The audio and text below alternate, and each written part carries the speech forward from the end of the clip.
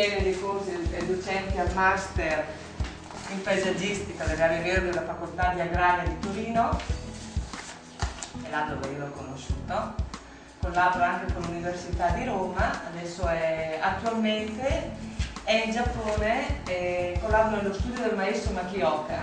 Makioka è uno dei più grandi maestri esistenti in Giappone, che lavora anche in Occidente. Il maestro del Makioka è un maestro che ha lavorato anche in Occidente, nelle corse anche in Occidente, però risiede a Nara. Grande maestro di Shigemori andava in estero per fare esposizioni sui giardini giapponesi e per parlare l'essenza del giardino giapponese. Quindi abbiamo già cinquantina di anni di storia, quindi secondo me bisogna capire non superficialmente, ma bisogna capire qualcosa veramente essenziale, qualcosa che sta in fondo, non soltanto le cose spirituali, ma non soltanto spirituali e filosofiche, ma anche qualcosa che veramente ci affascina al cuore. Alcuni vecchi maestri giapponesi dicono che ciò che sembra vecchio non è forse vecchio, cioè vuol dire che si deve sempre imparare dai esempi tradizionali e esempi storici, perché ciò che sembrano vecchi non sono infatti vecchi, possiamo sempre ricavare le cose essenziali dai esempi. Io ho avuto questo onore di stare qua in scuola di Feng Shui, ma grazie per l'invito. E anche il giardino giapponese, secondo me, deve contribuire al benessere. Cioè si deve sentire bene stando davanti, guardando il giardino giapponese oppure percorrendo il giardino giapponese. Si deve sentire bene. Cioè secondo me il progettista deve sempre pensare di creare uno spazio piacevole con armonia con la natura, ma anche armonia con gli ospiti. Questa è una filosofia giapponese. Come possiamo creare uno spazio dove possiamo accogliere gli ospiti in maniera, non so, un po' pensata, un po' programmata, anche coreografata. Dopo parliamo del giardino del tè, per dire che questa idea di far sentire sempre giovane nello spazio, sentire giovane, ringiovanito, energetico, questo è anche un tema molto importante. Sakuteki inizia, ma Sakuteki sottolinea due cose importanti nell'ideazione e realizzazione del giardino. Uno è imparare dai esempi dei vecchi maestri, e secondo è capire bene la richiesta del committente, richiesta ma anche il gusto e i desideri, quindi capire bene questa cosa. Il terzo è si deve continuare a coltivare la sensibilità di se stesso, per poi utilizzare questa sensibilità nella realizzazione e nella realizzazione di te. Quindi questi tre punti che secondo me sono validissimi anche oggi. Poi secondo me ci sono parole chiavi nel capire il giardino giapponese. Uno è natura, due è energia e movimenti, e tre è vuoto, e quattro è ospitalità. Ma forse prima di cominciare io vorrei citare questo dal nostro libro, un tratto scritto da un maestro cinquecentesco, Kobori Enshu si chiama. Era grande maestro della cerimonia del tè, ma era grande maestro della composizione del giardino. Lui ha fatto un appunti per il Chanoyu e la cerimonia del tè. Appunti per il Chanoyu.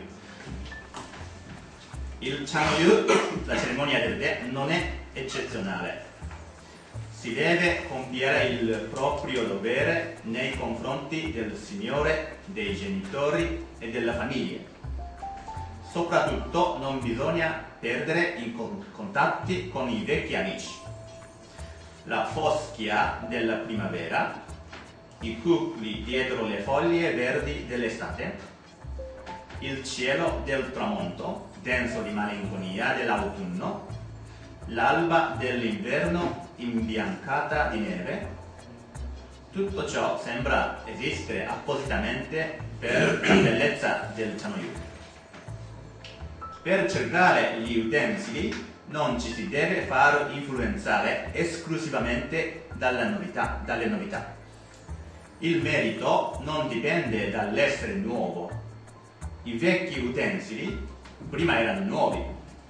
Solo se gli utensili sono stati tramandati in famiglia da lungo tempo, possiedono qualche merito. Se sono brutti, non vanno usati anche se vecchi. Se belli, non vanno scartati neppure se sono nuovi. Non è da invidiare l'abbondanza, non bisogna far caso alla scarsezza. Un solo utensile può essere trattato con cura ripetutamente e tramandato attraverso generazioni. Per offrire una ciotola di riso è bene farsi calorosi. Se manca la sincerità dell'ospite, la cena sforzata e sforzosa con l'ayu è un tipo di pesce in Giappone molto pregiato. La cena è sforzosa con l'ayu pescato nel torrente o la carpa che vive in acque profonde perde il suo sapore. Non si deve soffocare il suono dell'acqua che bolle nella teiera di ferro, né coprire il soffio di vento che attraversa le foglie di pino per aspettare l'ospite che arriva giorno per giorno, seguendo il sentiero coperto dall'edera tramite il recinto di bambù, intrecciati, bagnato di ruggero. Questa è quasi una poesia, ma contiene veramente filosofie essenziali del giardino giapponese. La natura, energia e movimenti, perché si parla di questo ospite che fa percorso per arrivare alla casa del tè. E c'è grande ospitalità, il pensiero di ospitalità, e poi c'è anche l'idea di vuoto, c'è qua dentro. Questo è il maestro Kobori Enshu, che era molto attivo nella composizione del giardino. Ancora noi viviamo con il suo merito ancora in Giappone quando facciamo giardini, perché è stato molto bravo. Ascata ci si avvicina così alla cascata e si perde questa dimensione, o cascata è una... sì, cascata, così facendo cascata perde la sua dimensione originaria e crea una sorta di visione più universale. Poi come questo stato non sappiamo, senza presenza di questi uccelli non sappiamo quanto è grande questa roccia. Solo con questi uccelli ci accorgiamo che è una roccia più o meno la grandezza della roccia. Questo gioco sempre si fa con Kasansui, perché Kasansui sempre fa perdere la dimensione ideale per creare effetto universale. Allora, questo gioco, questa visione è molto diciamo giapponese, per esempio, riflessione della natura con specchio d'acqua. Poi successione di questo piano e creare anche cornici per guardare il paesaggio al di là. Questo è Iris che fa il primo piano, ma non stiamo guardando Iris come oggetto, ma Iris già fa parte nostra. Creare un tipo di finestra per apprezzare anche il paesaggio al di fuori. Quindi quando facciamo lavoro di manutenzione del giardino giapponese non togliamo sempre le fiori o foglie cadute. Lasciamo un po' per dare un po' di poesia per chi viene e fa percorso del giardino. Anche questo è un esempio. Questo ponte si chiama Yatsuhashi, è ponte che fa zigzag e conserva bene la condizione naturale del luogo con intervento in impalcatura. Questo intervento permette di percorrere, avvicinarsi alla natura e percorrere guardando lì e là, apprezzando la natura. Kyoto sta qua, Osaka sta qua, Kyoto c'è il grande lago di Biwa. Stiamo parlando di parte ovest del Giappone. Questa è la città di Kyoto, circondata da catene di colline. A nord ci sono montagne alti, poi c'è questa collina, catena di montagna a est, e poi c'è un altro a ovest, e al sud è aperto così. Poi c'è il fiume Kamo che esce dalla montagna e corre. Questo è il centro di capitale di Kyoto, Heian si chiama, che inizia nel 794, anni 794, inizia la capitale di Kyoto 4, facendo il centro qua. Quindi ha una collocazione di avere la montagna alla spalla, due braccia di colline, acqua che esce dalla montagna e corre verso sud-ovest, che fa così e fuoriesce al mare dove c'è Osaka. Questo è strettamente ha seguito questo Feng cinese, dove, come sapete, non c'è questi animali che ti dicono le 4 direzioni: tartaruga nera a nord, ovest dragone blu, est dragone blu, ovest tigre bianco e sud è fenice rosso. 4 animali che derivono.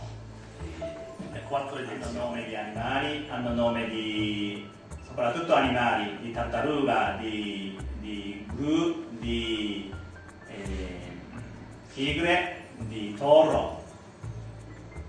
Questa è questa grande pietra che abbiamo visto, che fa una parte di cascata. Questa pietra è studiata come centro di energia.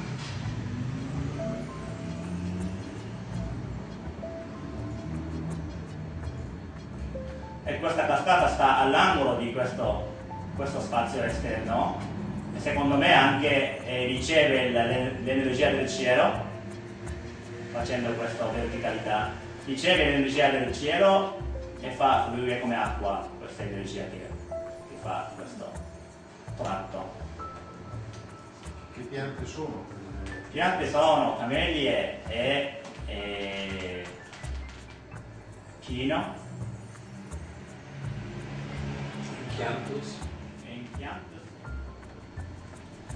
E vedete che pietre sono ben interrate. Queste pietre avranno una dimensione. Qua quello che vediamo sopra la sabbia è solo 70-60% di pietra, intera pietra. Questo è molto importante, che pietre vengono interrate bene secondo me, per collegare l'energia della terra con quello del cielo.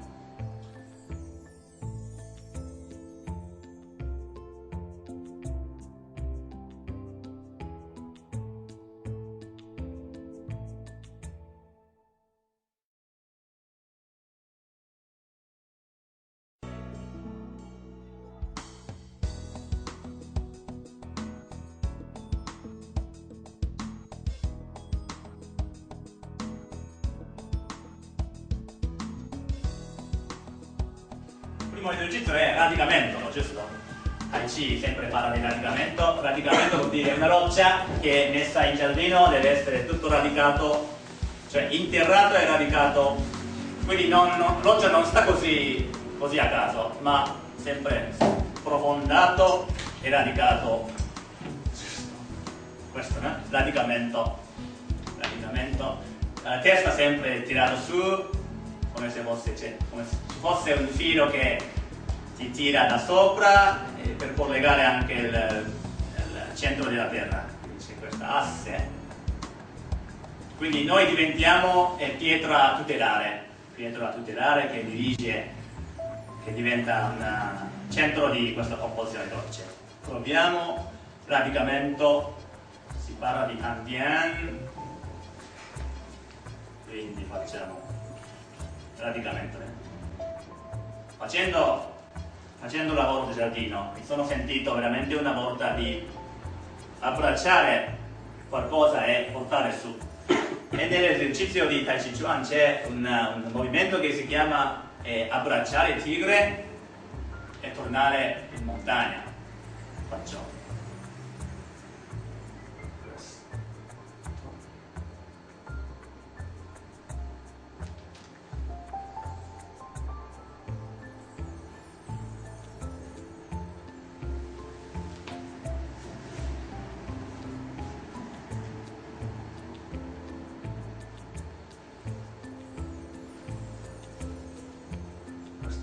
questa immagine che ho. Quando ispiro io assorbo tutto l'universo, quando espiro mi sciolgo e sparisco. Ispira e espira.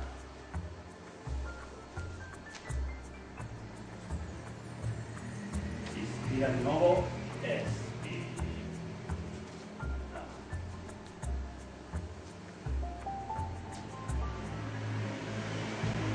Quegli onde che colpiscono a creare un scoglio devono essere molto grande così.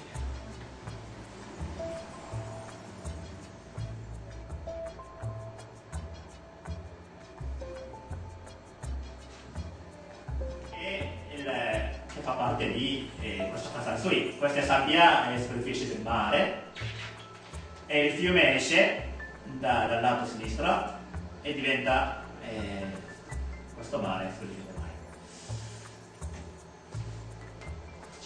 si vede la composizione di cascata a sinistra. Questa è la composizione di cascata all'esterno, questo è l'universo quasi completo, a se stesso.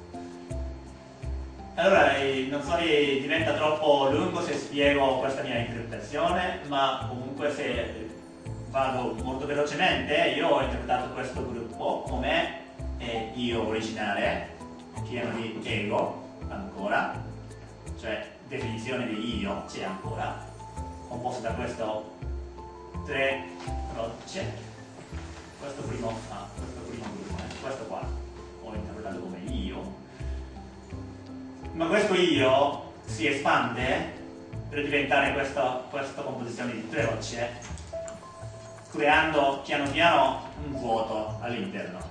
Cioè, secondo me il vuoto perde questo ego, si espande e crea un vuoto interno.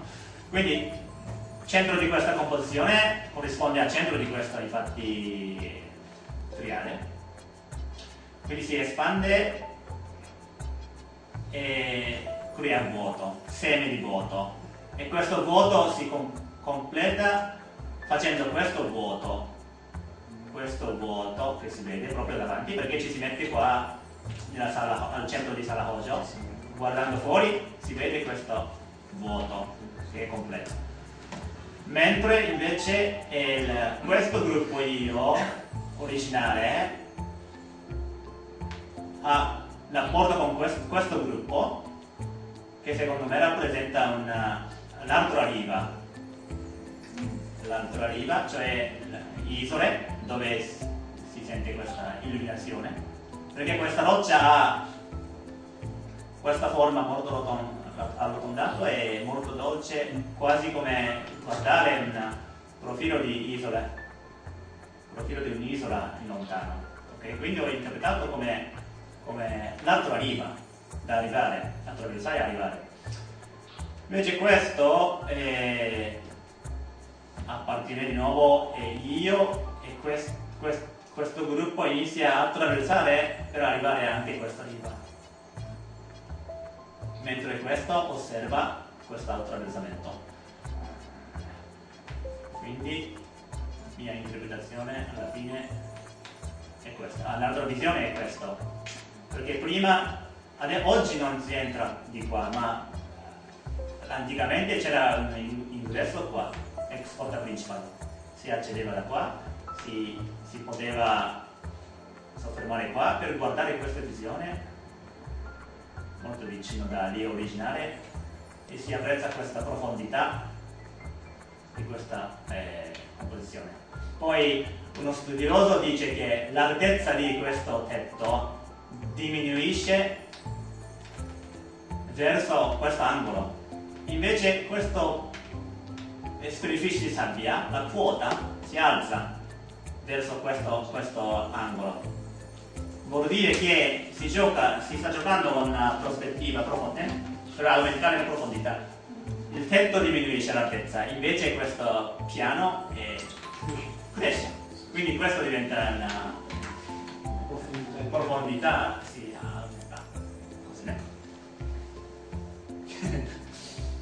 E questi 4 caratteri, ideogrammi, hanno in comune questa forma di quadrato.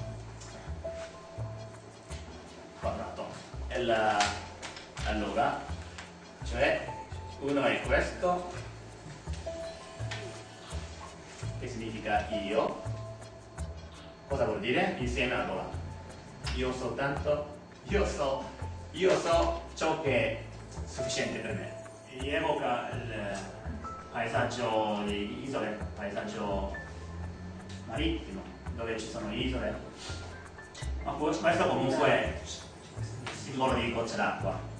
Okay? Ma un'altra cosa interessantissima di questo piccolo giardino è che c'è un taglio qua, quindi luce del sole entra. Anche quando nevica si vede la neve per terra, poi quando piove si vede questa parte bagnata dal Nikkyo, cioè esoterismo buddista dell'epoca Heian. Venivano mobilitati tutti gli elementi che si trovavano in natura, anche se questi erano di piccole dimensioni. Tutte le manifestazioni della natura, le piante, le rocce, le pietre, la sabbia, nonché il gioco di luci e di ombre, sono i materiali e le condizioni con cui si costruivano i giardini. Appartengono alla parte più inferiore del fiume, perché questi si trovano dove le rocce sono già smussate. Altrimenti perché c'è questa pietra principale e questa assistente. C'è uno davanti, strano. Come la composizione di cascata, secondo me è bella, funziona, questa è molto bella. Si vede da qua, perché il percorso è qui e l'acqua lì. Questa che richiama l'acqua? Sì, questo che richiama l'acqua. Questa era l'acqua e quando ho visto che c'era il salto non mi è dispiaciuto, perché a me personalmente, perché crea una tensione, crea la tensione. E poi in sostanza io ho lavorato su yin e lo yang, cioè lo yin e lo yang, un lato yin, un lato yang. Come che assistono, questa pietra è troppo... Sì, troppo uguali, esatto, lo so. Asimmetria sì, lo so. Che odiamo noi. Lo so. No, ha ragione lei. Poi però a differenza di altri è interessante questa composizione con rocce abbastanza piatte, con l'unico che rimane come verticale. Secondo me funziona. Queste sono... Come? Trovano questo tipo di paesaggio dove acqua casca, fa un ero d'acqua che corre, no? Sulla superficie questo letto di Bruno Ciuggi. ammirare questa calligrafia e fiore. Sì, io vado avanti. Osserva così, ammira questa calligrafia e fiore.